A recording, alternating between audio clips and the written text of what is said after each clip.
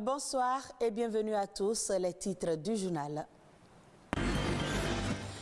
Ce 19 septembre, élèves, écoliers et enseignants ont repris le chemin des classes. Dans le littoral, le préfet Alain Ouroula a procédé au lancement officiel de la rentrée scolaire 2022-2023.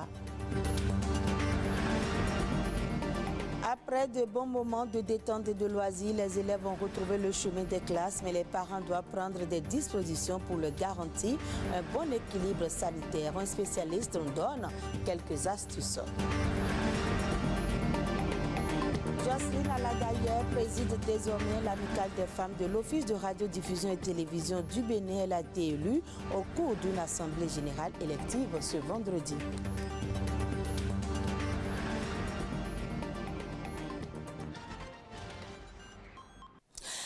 Après environ 3 mois de détente, les élèves ont repris donc ce 19 septembre le chemin des classes.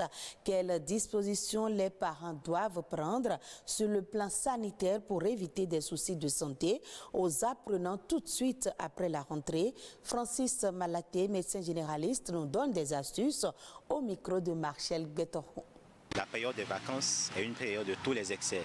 Les enfants dorment peu, mangent de tout, ne se reposent pas suffisamment, donc sont très sollicités. Donc pour cela, il faut quand même pouvoir observer certaines règles avant de pouvoir recommencer avec les cours. Et la prépondérance, c'est pouvoir faire une visite médicale scolaire de l'enfant.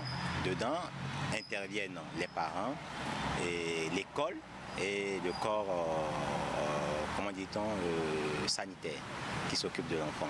Et pour cela, le parent doit veiller à dépister très tôt certains signes qui montrent que l'enfant n'est pas en très bonne forme ou n'a pas les aptitudes nécessaires pour acquérir de nouvelles connaissances. Ces troubles vont sur le plan psychologique, sur le plan du langage, sur le plan de la vue, sur le plan de l'audition.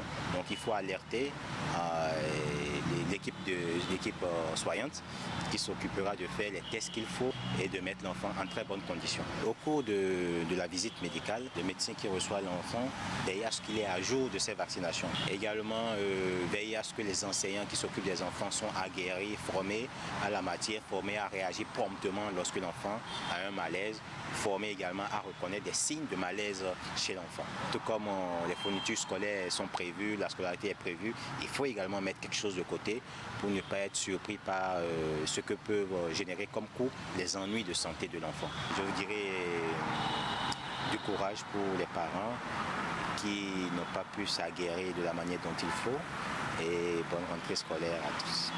Et on parle toujours santé. La saison des plus bas actuellement sont pleins au Bénin.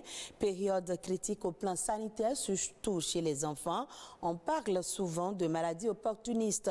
Quelles sont donc ces maladies auxquelles les enfants s'exposent et quelles précautions faut-il prendre? La réponse dans ce reportage signé chez Alain Kendiro.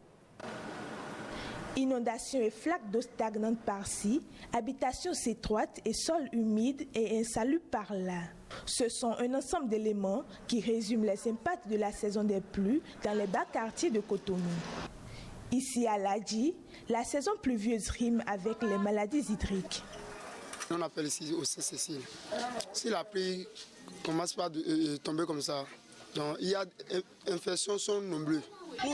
Quand il pleut, on constate des fièvres chez les enfants quand ils pataugent dans ces eaux. Et les moustiques nous piquent quoi. On n'a pas de moustiques imprégnés. Pendant la saison des pluies, les sols sont insalubres et les enfants contractent la fièvre et l'anémie. Les pieds pourrissent et on a des démangeaisons à cause de ces eaux. Lorsqu'on interdit aux enfants de jouer dehors, durant cette période, ils font le contraire. Selon le médecin, ces plaintes ne pourraient être que légitimes car dans un milieu comme celui de Ladji, il ne pourrait avoir que des maladies, surtout en période de pluie. Les maladies qu'on observe les plus fréquemment en saison pluvieuse, en dehors du paludisme, il y a les infections respiratoires aiguës, c'est-à-dire la grippe, ces maladies qui se manifestent par la toux, le rhume, par les éternuements. Et il y a les accidents domestiques, il y a quelques zones où on peut avoir des épidémies de maladies diarrhéiques comme le choléra, la fièvre typhoïde par exemple.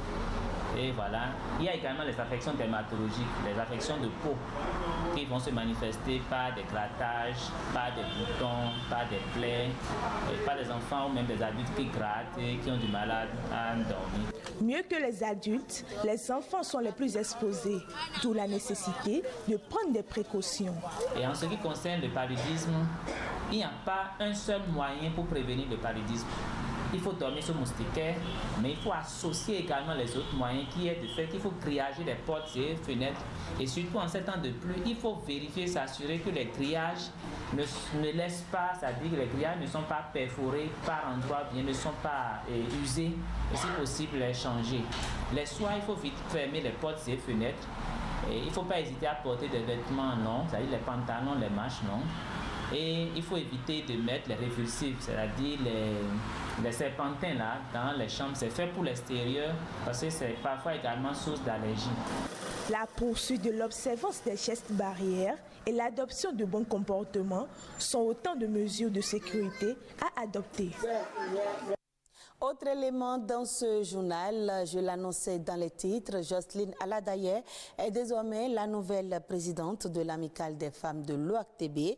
Le nouveau bureau a été élu à l'issue de l'Assemblée générale élective vendredi dernier dans les locaux de la Direction des relations publiques de l'ORTB. Après amendement du rapport d'activité du bureau sortant, les femmes de l'Amicale de l'ORTB ont procédé à l'élection du nouveau bureau de 8 membres. Suivons le compte rendu avec Christian Devodji et Marcel Betoro.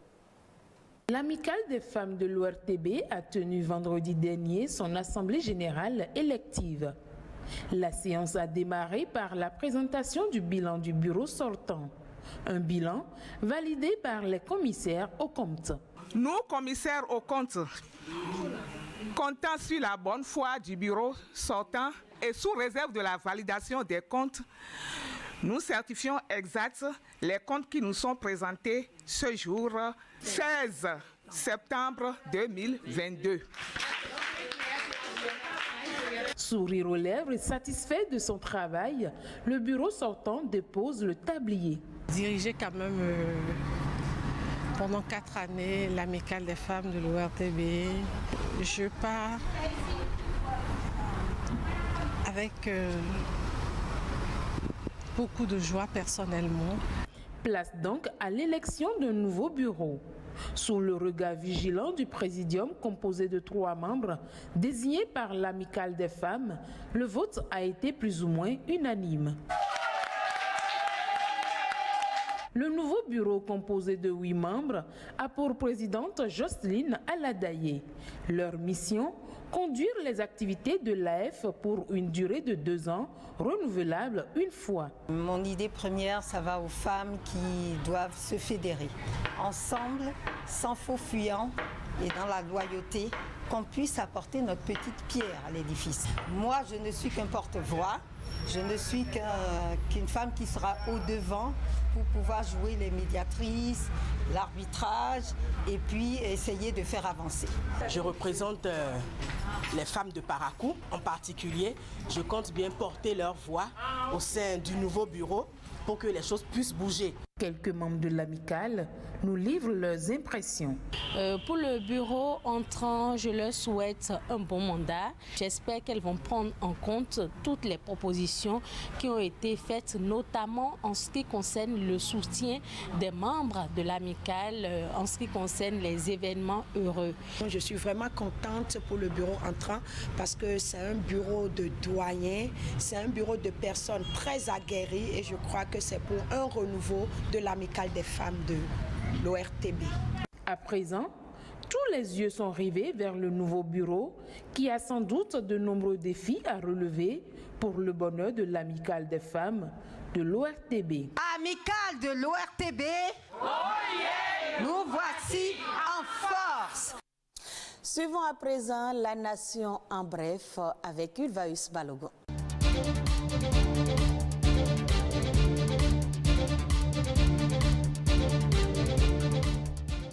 Les travaux de construction d'une liaison en 2x2 voies Carrefour-Semekoji-Porto Novo avec un nouveau pont sur la lagune de Porto Novo seront lancés dans quelques semaines.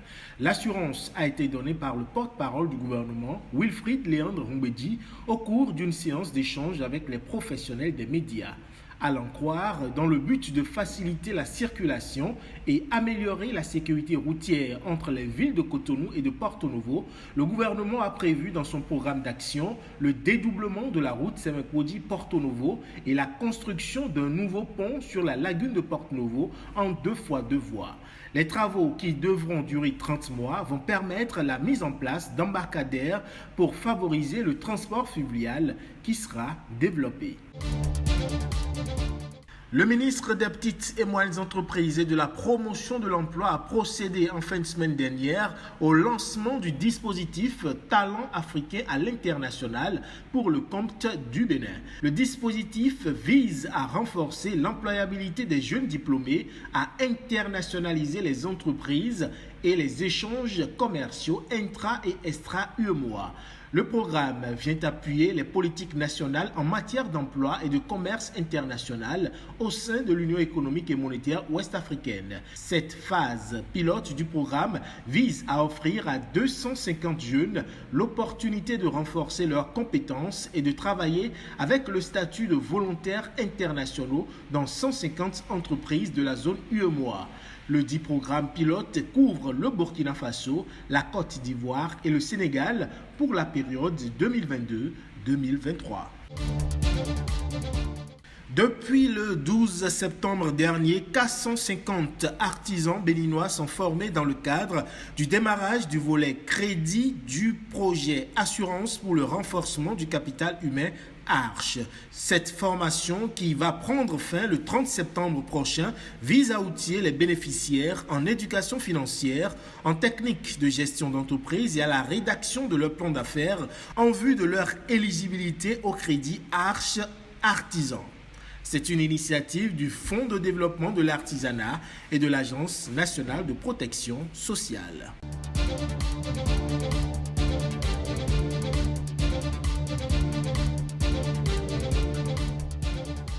Et ce sera tout pour ce journal. Retrouvez cette édition sur le site de l'ORTB, www.ortb.bj. Merci à vous de nous avoir suivis.